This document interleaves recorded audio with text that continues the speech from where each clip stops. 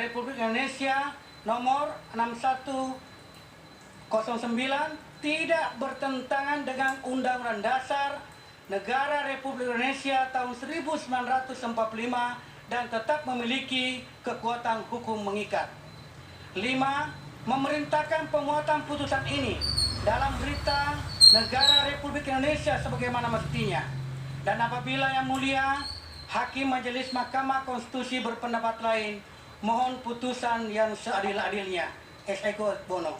Demikian keterangan DPR ini kami sampaikan sebagai bahan pertimbangan Yang Mulia Majelis Hakim untuk mengambil keputusan. Hormat kami, tim kuasa Dewan Perwakilan Rakyat Republik Indonesia dari Komisi 3 DPR RI, Insinyur Bambang Urianto MBA, Dr. Insinyur Haji Adis Kadir SHMHum, Desmond Junedi Mahesa SHMH, Haji Ahmad Saroni SE, Pangeran Herul Saleh,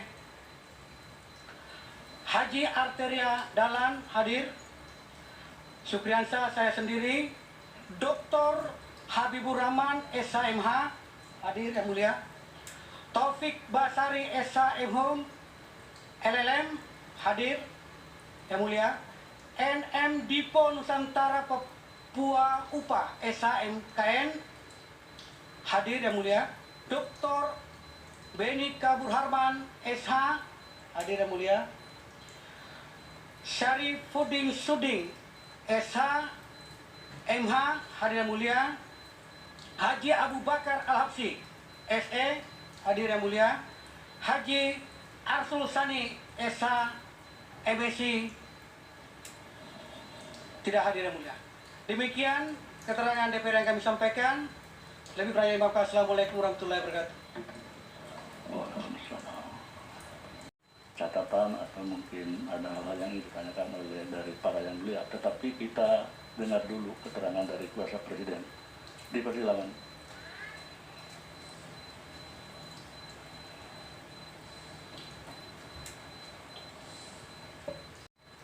Bersama Pak Dr. Mualimin Abdi, Dirjen HAM Kementerian Hukum dan HAM, Kementerian Hukum dan HAM beserta jajaran. Dengan hormat yang bertanda tangan di bawah ini, 1. Nama Yasona Halauli, Menteri Hukum dan HAM Republik Indonesia. 2. Muhammad Tito Karnavian, Menteri Dalam Negeri. Dalam hal ini bertindak untuk dan atas nama Presiden Republik Indonesia, baik bersama-sama maupun sendiri yang selanjutnya disebut pemerintah. Perkenankanlah kami menyampaikan keterangan, baik lisan maupun tertulis, yang merupakan satu kesatuan yang utuh dan tidak terpisahkan atas permohonan pengujian materi pada pasal 168 ayat 2, pasal 342 ayat 2, pasal 353 ayat 1 huruf B, pasal 386 ayat 2 huruf B, pasal 420 huruf C dan D, pasal 422 dan pasal 426 ayat 3 Undang-Undang Nomor 7 Tahun 2017 tentang Pemilihan Umum yang selanjutnya disebut Undang-Undang 7 Tahun 2017 terhadap Undang-Undang Dasar Negara Republik Indonesia tahun 1945 yang selanjutnya disebut Undang-Undang UUD 1945 yang dimohonkan Rian Pulau, Kecamatan Kebayoran Baru, Jakarta Selatan, kode pos 12160 yang selanjutnya disebut para pemohon sesuai registrasi Kementerian Mahkamah Konstitusi nomor perkara 114/PUU/Datar 20/2022. Keterangan sebagai berikut.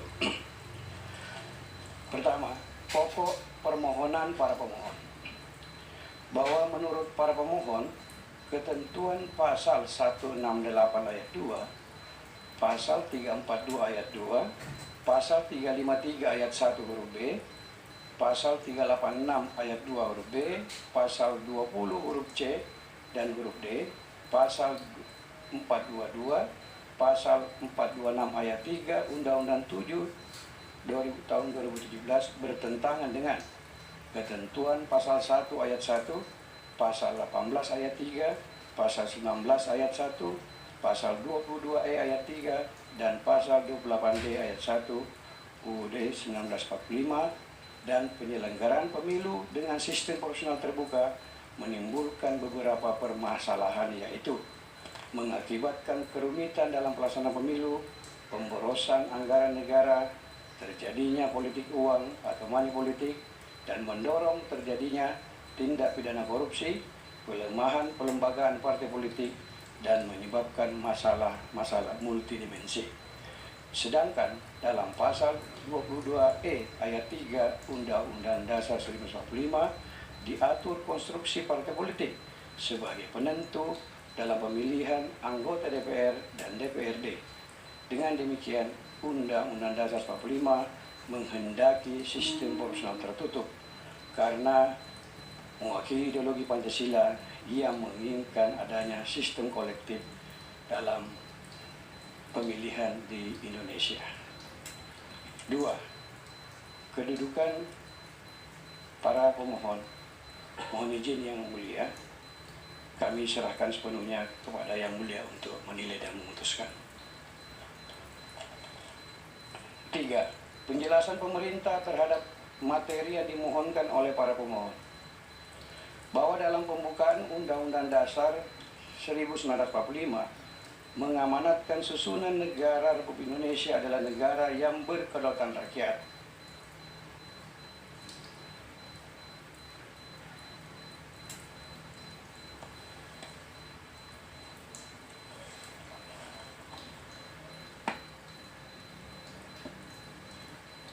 Izin kami ulangi. Ketiga, penjelasan pemerintah terhadap materi yang dimohonkan oleh para pemohon. Pertama, bahwa dalam pembukaan Undang-Undang Dasar 1945 mengamanatkan susunan negara Republik Indonesia adalah negara yang berkedaulatan rakyat. Dalam pelaksanaannya menganut prinsip kerakyatan yang dipimpin oleh hikmat kebijaksanaan dalam permusyawaratan perwakilan. Maka dibentuklah lembaga perwakilan rakyat yang diharapkan mampu memperjuangkan aspirasi rakyat dalam menegakkan nilai-nilai demokrasi, keadilan dan kesejahteraan rakyat dalam wadah negara kesatuan Republik Indonesia. Dengan demikian, pemerintah dalam menerbitkan peraturan perundang-undangan telah mendapatkan persetujuan DPR terlebih dahulu selaku lembaga perwakilan yang merupakan representasi dari rakyat. 2. Pasal 1 ayat 2 Undang-Undang Dasar 1945 menyatakan kedaulatan berada di tangan rakyat dan dilaksanakan menurut Undang-Undang Dasar. Makna dari kedaulatan berada di tangan rakyat yaitu bahwa rakyat memiliki kedaulatan, tanggung jawab, hak, dan kewajiban untuk secara demokratis memilih anggota DPR, DPRD Provinsi, dan DPRD Kabupaten Kota sesuai dengan pilihannya.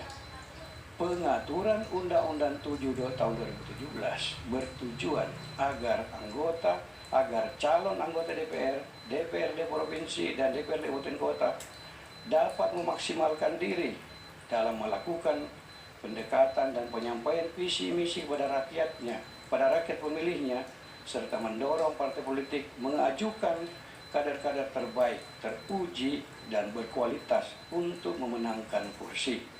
Sehingga rakyat sebagai pemegang kekuasaan tertinggi dalam suatu negara dapat memilih anggota DPR, DPRD Provinsi, dan DPRD Kabupaten Kota yang benar-benar mewakilinya, serta dapat mewujudkan aspirasi rakyat dalam penyelenggaraan pemerintahan dan ketatanegaraan sesuai dengan nilai-nilai Pancasila. 3. Indonesia adalah negara hukum sebagai mana yang tertuang dalam pasal 1 ayat 3 Undang-Undang Dasar 1945, yaitu negara yang di dalamnya terdapat berbagai aspek peraturan perundang-undangan yang bersifat memaksa dan mempunyai sanksi tegas apabila dilanggar. Negara hukum Indonesia adalah negara hukum yang didasarkan pada nilai-nilai Pancasila yang merupakan pandangan hidup dan sumber dari segala sumber hukum. Hukum di Indonesia harus dilandasi dengan semangat menegakkan nilai ketuhanan, kemanusiaan, persatuan, kerakyatan, dan keadilan sebagaimana yang terkandung dalam Pancasila. Dengan demikian, Undang-Undang 7 tahun 2017 adalah salah satu